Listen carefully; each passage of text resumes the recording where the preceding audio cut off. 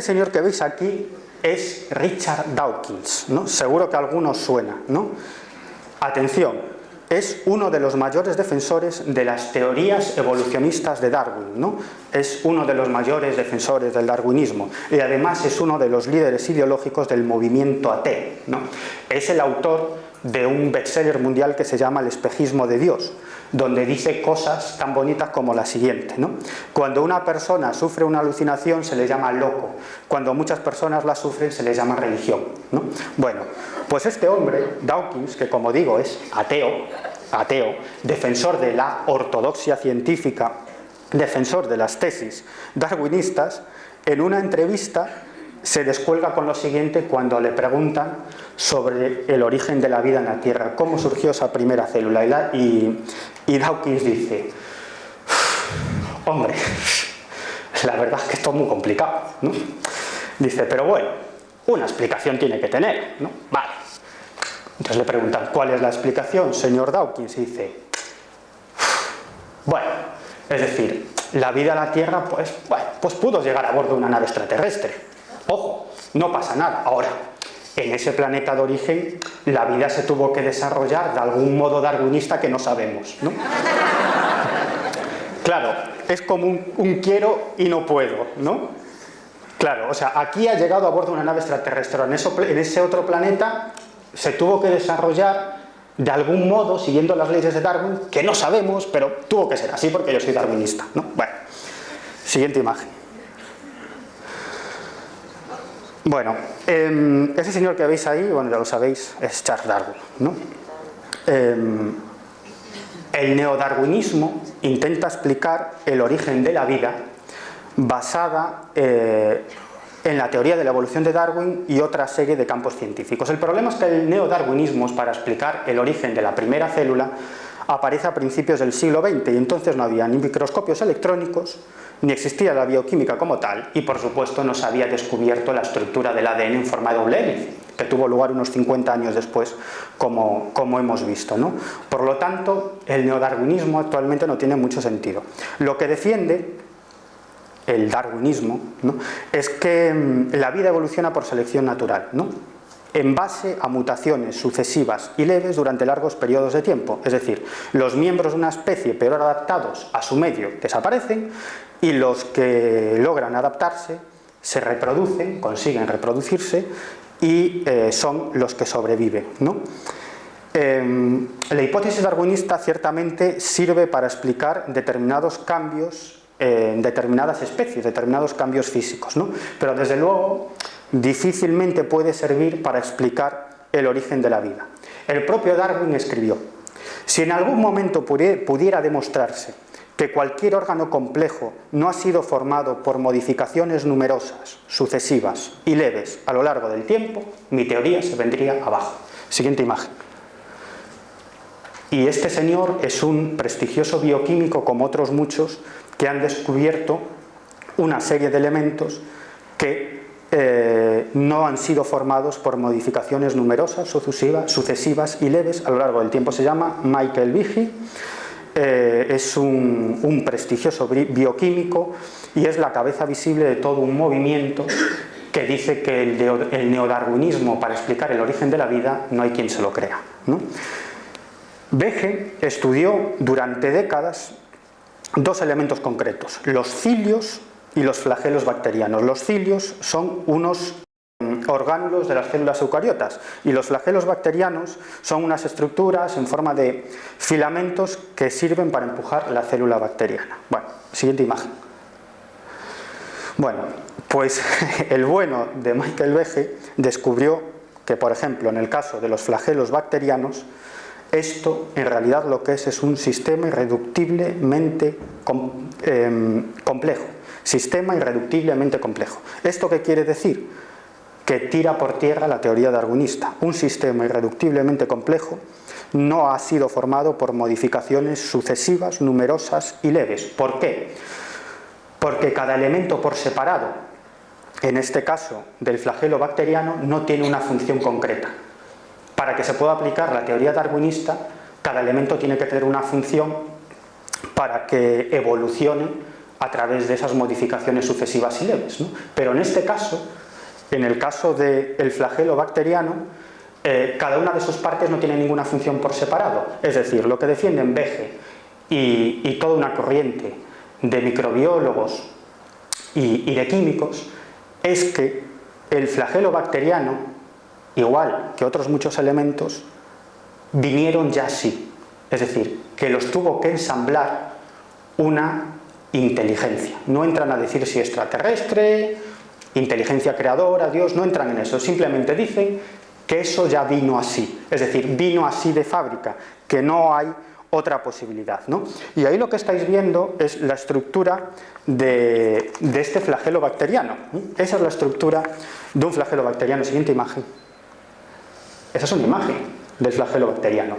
¿Sabéis cómo le llaman estos bioquímicos al flagelo bacteriano?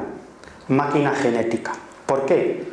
Porque tiene toda la pinta de una máquina mecánica.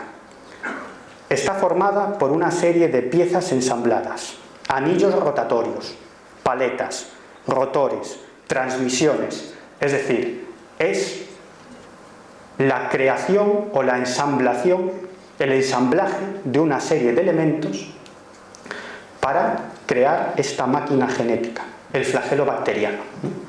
Siguiente imagen. Bueno, este señor que veis aquí es Paul Davies, ¿no? Es uno de los más prestigiosos astrofísicos de la actualidad y también un gran divulgador científico, ¿no? Paul Davies defiende una hipótesis según la cual hace millones de años una civilización extraterrestre nos habría enviado una serie de informaciones. ¿Cómo? A través de bacterias que infectarían el ADN de las primeras células primordiales, ¿no? Es lo que llamaríamos ahora, por ejemplo, ADN basura, ¿no? Y que cuando tengamos el suficiente desarrollo tecnológico y sepamos decodificar el ADN, descubriremos en ese ADN basura una serie de mensajes dispuestos por una civilización extraterrestre. Esta hipótesis tiene un problema, y es que nuestro ADN solamente es una forma de codificar la información genética, es decir, que esa supuesta civilización extraterrestre tendría que conocer de antemano la estructura de nuestro ADN para poder infectarlo con esa bacteria informativa, ¿no? Sin embargo, yo me planteo otra cosa: ¿por qué tantas complejidades, ¿no? Y si en realidad lo que esa pretendida civilización extraterrestre ha enviado es la primera célula ya formada, ¿por qué bacterias para infectar las células? Del mismo modo podrían haber enviado las primeras células vivas, ¿no? Siguiente imagen.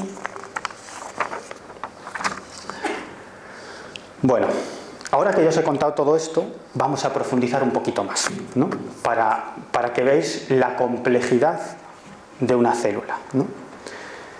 A mí en el colegio me explicaban lo siguiente, ¿no? Con 12 años, ¿no? La vida surgió de esta forma, ¿no? Entonces nos daban una serie de piezas que teníamos que ensamblar, ¿no? Y el profesor nos decía: ¿veis? Esto es lo que pasó, ¿no? Es decir, una serie de elementos se ensamblaron y dieron lugar a la primera célula viva, ¿no? Y yo ya entonces me planteaba: hombre, el ejemplo como que muy certero no es, ¿no? Porque para ensamblar esos elementos que nos ha dado el profe ha tenido que actuar una inteligencia, en este caso yo, ¿no? Por lo tanto, como ejemplo no hay demasiado por donde cogerlo, ¿no? Daros cuenta de la complejidad de una célula. Esa es una representación, por ejemplo, de una célula, ¿no? Difícilmente una serie de aminoácidos se ensamblarían para dar lugar a una proteína. ¿Por qué? Porque es necesario un código genético, es decir, ninguna célula puede formarse sin la existencia de otra célula. Es una célula la que da lugar a otra célula. Entonces, ¿quién envió la orden a esos aminoácidos, el software, para que se ensamblaran de una manera determinada para dar lugar a la proteína, que a su vez se ensambló con otras 2000 proteínas, que a su vez se ensambló con el ARN y el ADN para dar lugar a la primera célula? Si antes no existía la primera célula, ¿qué contesta la ortodoxia, ¿no? Dice: bueno, alguna explicación tiene que haber, ¿no? Obviamente, dicen: vale, esto es un problema, vale, sí. Dice, pero bueno, la primera célula surgió en la Tierra porque había un ARN que hacía las funciones de toda célula. Pregunta, ¿de dónde apareció ese ARN? Estaba, ¿no? Esa es la respuesta, estaba, ¿no? Allí apareció. Y además ese ARN hacía las funciones de toda la célula. O sea, que surgió un ARN de la nada y a su vez hacía las funciones de toda una célula, ¿no? Algo que no se ha logrado hacer en laboratorio ni se ha visto jamás en la naturaleza, ¿no? Pero estos dicen, debió ser así, ¿no? Es decir, que no hay demasiado por donde cogerlo. Además, daros cuenta de una cosa. Esas 2000 proteínas se ensamblan en la célula de una manera determinada. Es decir, cuando van llegando a su aparcamiento, a su lugar, se van plegando de una manera determinada para que unas puedan ensartarse con las otras. Es decir, es algo absolutamente de ciencia ficción. Es más, para que la célula funcione, tiene que haber un número determinado de proteínas, de contenido proteínico. Ni una milmillonésima más, ni una milmillonésima menos. Para eso sabéis qué hace la célula. Se detiene y reinicia sus actividades cada cierto tiempo para que exista un número determinado de masa proteínica. Es decir, y ahora vamos al siguiente punto. Si hasta ahora os he estado hablando del enigma desde el punto de vista físico del surgimiento de la primera célula, solamente físico, es que ahora viene el gran enigma. Si el físico ya es un enigma, ya no digamos a nivel de información, a nivel de software, ¿no? Es decir, y es lo que defienden hoy, lo que se plantean hoy la mayoría de los microbiólogos, ¿no? Sí, es un gran enigma cómo se formó desde el punto de vista físico, pero el gran enigma en realidad es el software, la información genética. ¿Quién programó esa información genética para hacer que la célula funcione de determinada manera y de una manera tan exhaustiva, tan matemática y tan medida? Es decir, el verdadero enigma no es lo que os he estado contando hasta ahora, que ya es un enigma de por sí, sino la información, el software. Siguiente imagen. Bueno, ahí veis la estructura de una célula, ¿no? Y gran parte de los elementos de la célula, ¿no? Es de una complejidad increíble. Siguiente. Bueno, ante esto, muchos se preguntan, ¿cómo pudo ser, no? La verdad es que estamos en una especie de callejón sin salida, ¿no? Entonces, de pronto, algunos microbiólogos y astrofísicos defensores de la ortodoxia se sacaron de la manga lo siguiente. Es decir, vale, es absolutamente improbable que la vida surgiera en la Tierra a raíz de una serie de causas azarosas. Vale, no ha sucedido. Lo reconocemos abiertamente. Ya está, ¿no? Pero claro, eso pudo haber pasado quizás en algún universo paralelo, ¿no?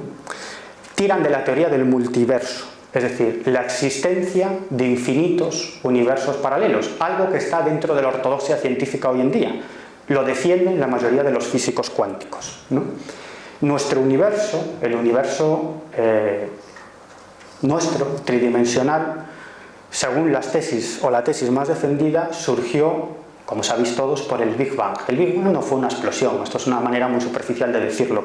En realidad, los astrofísicos se refieren a una fluctuación cuántica, es decir, un fenómeno muy extraño llamado fluctuación cuántica en un universo paralelo que hizo que se formaran quintillones de universos. Y uno de esos universos es el nuestro. Hasta ahora se pensaba que estas cosas de la fluctuación cuántica era algo tremendamente extraño, pero hoy se sabe que no. Incluso nuestro universo, dentro de nuestro universo, están teniendo continuamente fluctuaciones cuánticas. Es decir, que nuestro universo está pariendo continuamente quintillones de universos paralelos nuevos. Imaginaros la cantidad de universos paralelos que existen y la cantidad de universos paralelos que se están formando, porque cada fluctuación cuántica da lugar a quintillones, a billones de universos nuevos, ¿no? O sea, fijaros en la inmensidad de lo que estamos hablando. Si antes os parecía sorprendente lo que es simplemente nuestro universo tridimensional, fijaros de lo que estamos hablando ahora, de la existencia de infinitos universos paralelos en otras regiones del espacio-tiempo que no podemos ver, ni tocar, ni de momento detectar con nuestros atrasados y primitivos desarrollos tecnológicos, ¿no? Fijaros lo que implica todo esto. Bueno, os cuento toda esta historia porque algunos microbiólogos defensores de la ortodoxia dicen, vale, es cierto que la vida nunca pudo surgir así en la Tierra en base a una serie de fenómenos azarosos, que no pudo surgir así en toda la historia del universo. Vale, lo reconocemos. Pero oye, como hay infinitos universos paralelos, pues resulta que en algún universo paralelo sí pudo darse esa absolutamente improbable casualidad y pudo haber surgido la vida. Y yo planteo, vale, aceptamos pulpo como animal de compañía, ¿vale? Lo aceptamos. La siguiente pregunta es, ¿cómo se formó ese primer universo del que surgieron todos los demás y en uno de esos universos se generó la vida de forma azarosa? ¿Cómo surgió? Pregunta, no sabemos. Siguiente imagen. La teoría del multiverso, de la que os he hablado hasta ahora. Yo estoy convencido que si en un futuro la raza humana no acaba estallando por los aires, porque en el fondo somos una especie de alimanias, que nos matamos unos a otros y que estamos dominados por una serie de pulsiones muy animales. En el fondo no somos diferentes a una lagartija, no somos muy diferentes, y en el fondo también somos reptiles, ¿no? Tenemos nuestra parte reptiloide, ¿no? Y en el fondo nos comportamos básicamente igual, defendiendo nuestro territorio, con un espíritu muy competitivo para pasar por encima de nuestros semejantes, etcétera, etcétera, etcétera. Es decir, en el fondo somos muy similares, somos bichos que sabemos un poquito de matemáticas, que podemos comunicarnos, que bueno, hemos conseguido algún tipo de desarrollo tecnológico y que nos vestimos, ¿no? Nos ponemos cositas para no ir en pelotas por la calle, ¿no? Pero poquito más, ¿eh? No os creáis que somos mucho más, ¿no? Fijaros, hace 10.000 años, durante 2 millones de años, nuestros ancestros vivieron una vida nómada, ¿no? Eran tribus que se alimentaban de lo que generaba la naturaleza, iban moviéndose por ahí y su única fuerza eran sus brazos y sus piernas, ¿no? Era su único elemento para lograr la supervivencia. Todo esto cambió hace 10.000 años, es decir, antes de ayer, ¿no? Con el fin de la última glaciación, ¿no? Eso generó que el clima fuese muchísimo más agradable en nuestro planeta y comenzara la agricultura, la domesticación de animales y por lo tanto los seres humanos dejaran de vivir de una forma nómada y consiguieran estabilizarse en determinados puntos, ¿no? Es cuando nace la sociedad tal como la conocemos, hace 10.000 años, antes de ayer, ¿no? Es cuando surgen los primeros poblados, la estratificación social, nacen las matemáticas y la escritura, porque claro, necesitábamos llevar las cuentas del excedente agrícola, ¿no? Es decir, la agricultura lo que provoca es estratificación social, ¿no? Esto hace 10.000 años. Hace 3 siglos, es decir, hace un par de minutitos, hace 3 siglos surgió la máquina de vapor, ¿no? Que cambió para siempre la estructura de la humanidad, ¿no? Se crearon las primeras fábricas, las industrias y gran cantidad de bienes que gracias a la máquina de vapor podían exportarse en tiempo récord a diferentes partes del planeta, ¿no? Hace solamente 3 décadas, es decir, hace medio segundito, ¿no? Hace nada, ¿no? Surgió la informática, ¿no? De hecho, ahora la riqueza de las naciones se mide por la rapidez en la transmisión y análisis de información. Vivimos en una sociedad en la que constantemente hay un trasvase de millones y millones y millones de datos a través de unas redes de satélites, ordenadores y todo tipo de aparatos electrónicos, ¿no? Aún así, nuestro sistema de desarrollo es bajísimo, somos poco más que bichos, ¿no? Aunque nos creamos que por tener aquí esto, pensamos, joder, somos la leche, ¿no? O sea, vamos por la calle y podemos hablar con cualquiera, pues no. O sea, poquito más que un perrito. Los astrofísicos, los científicos, se plantearon en alguna ocasión, siguiente imagen, bueno, ahí veis una imagen de la Tierra rodeado por chatarra espacial, todos esos satélites, etcétera, etcétera, ¿no?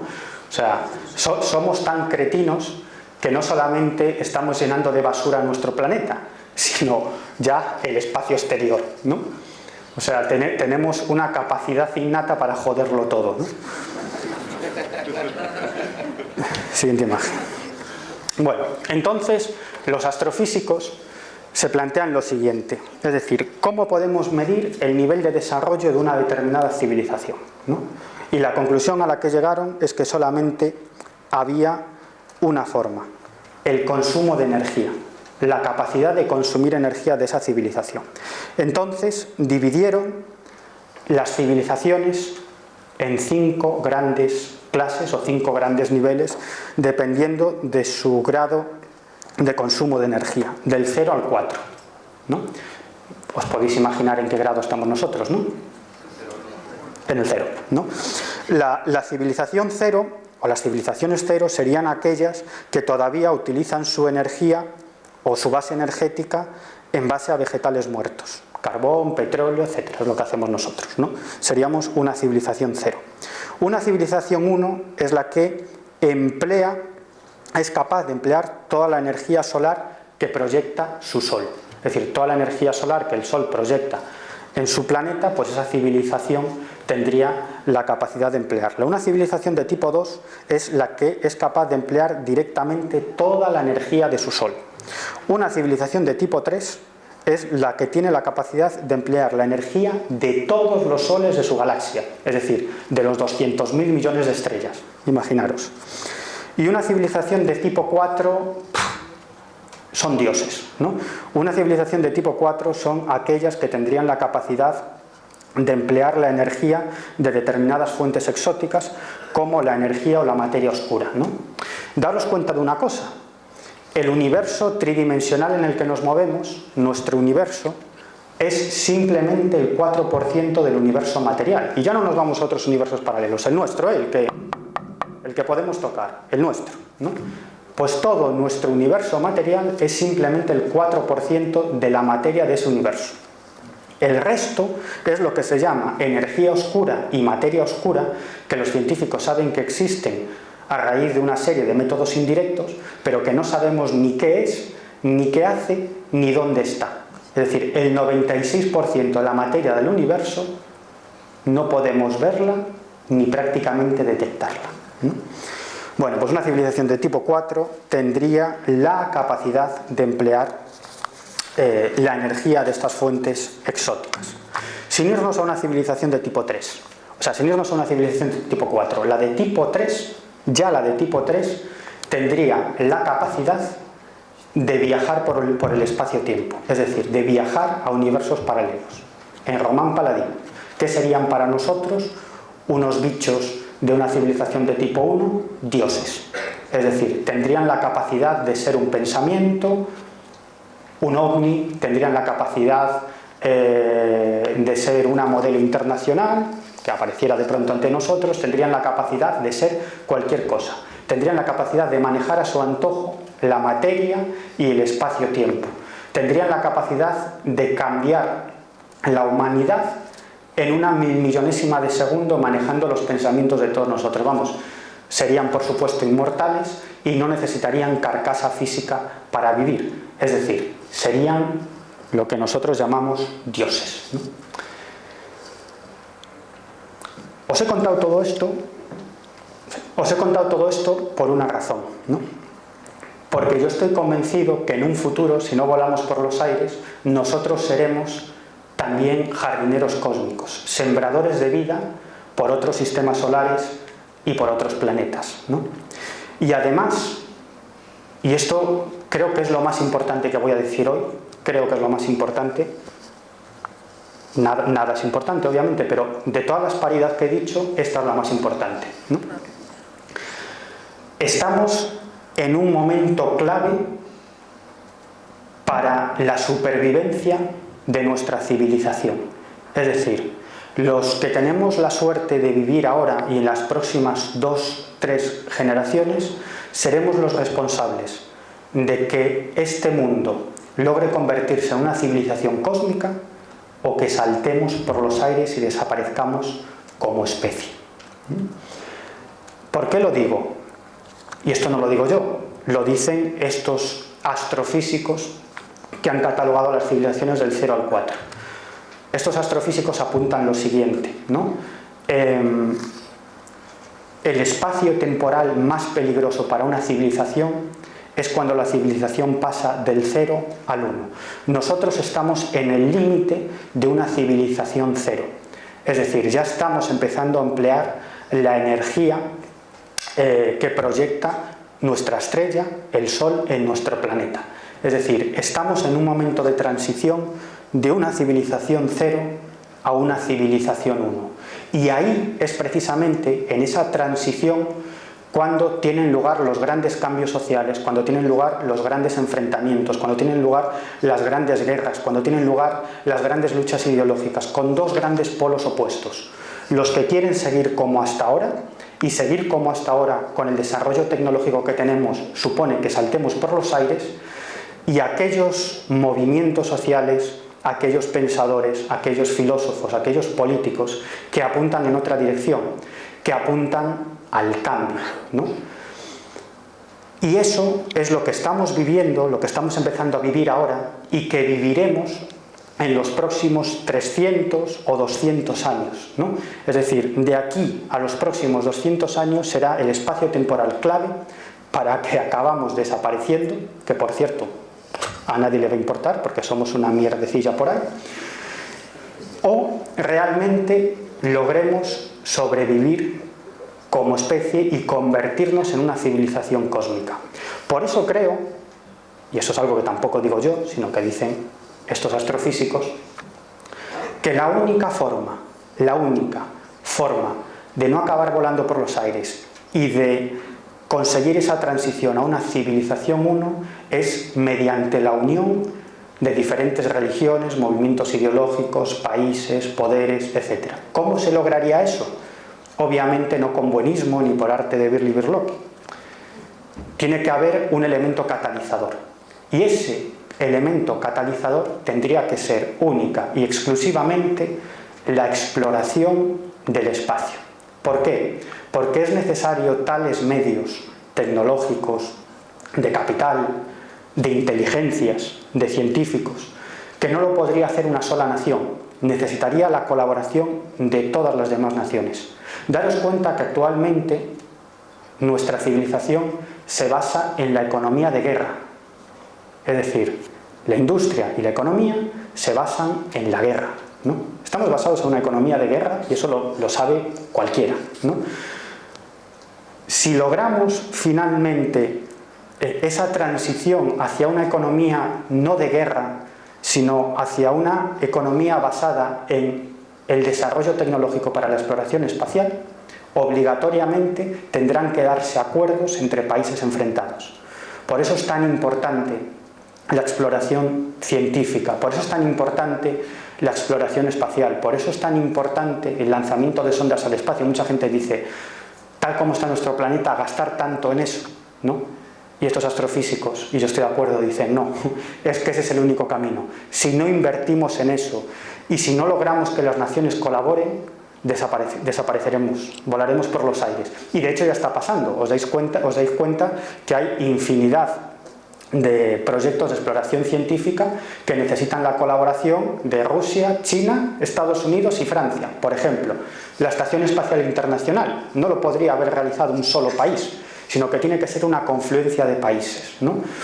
Yo creo que esa es la única forma de que al final no acabemos volando por los aires, sino que nos convirtamos en tipos más solidarios y dejemos de lado toda esa parte nuestra animal, ¿no? Bien es cierto que actualmente vivimos una situación caótica y que a cualquiera le puede causar repulsión que se gasten miles de millones de dólares o de euros en un nuevo satélite cuando ahí al lado la gente está cogiendo comida de la basura, o yendo a los comedores, o los niños desmayándose en España, hoy en día, porque no pueden comer, y ya no digamos en África, ¿no? Yo tenía una profesora en la facultad que siempre nos decía algo muy interesante, cuando no estudiábamos o cuando pasábamos, ¿no? Nos decía textualmente, nos decía, pedazo de cabrones, es que no os dais cuenta que vivís en el puto balneario del mundo. Y es verdad, decía, sois tan ignorantes que no sabéis lo que pasa a vuestro alrededor. Tenéis la suerte, con todas las desgracias, de haber nacido en un país y por lo menos, en ese entonces, no necesitáis preocuparos de vuestra alimentación, de comer 3 veces al día y de taparos porque tenéis frío, ¿no? Pero es que la mayoría de la gente de este planeta tiene que preocuparse de comer una vez al día. Es decir, esa es su supervivencia. Por lo tanto, no pueden pararse a filosofar. Por lo tanto, no pueden pararse a pensar de las cosas que estoy hablando yo hoy, porque tienen una necesidad más perentoria y es no morir de hambre, ¿no? O no fallecer a causa de las inclemencias climáticas. Y esa profesora nos decía, capullos, si tenéis la suerte de haber nacido en el balneario del mundo, aprovechar las oportunidades, formaros, estudiar, aprended, no seáis unos pedazos de ignorantes. Es decir, cuando desaparezcáis de este mundo, por lo menos llevaros algo con vosotros e intentar cambiarlo para mejor, porque vosotros tenéis la oportunidad, pero la mayoría de la gente de este planeta no va a tener en su vida esa oportunidad. Y ya me callo.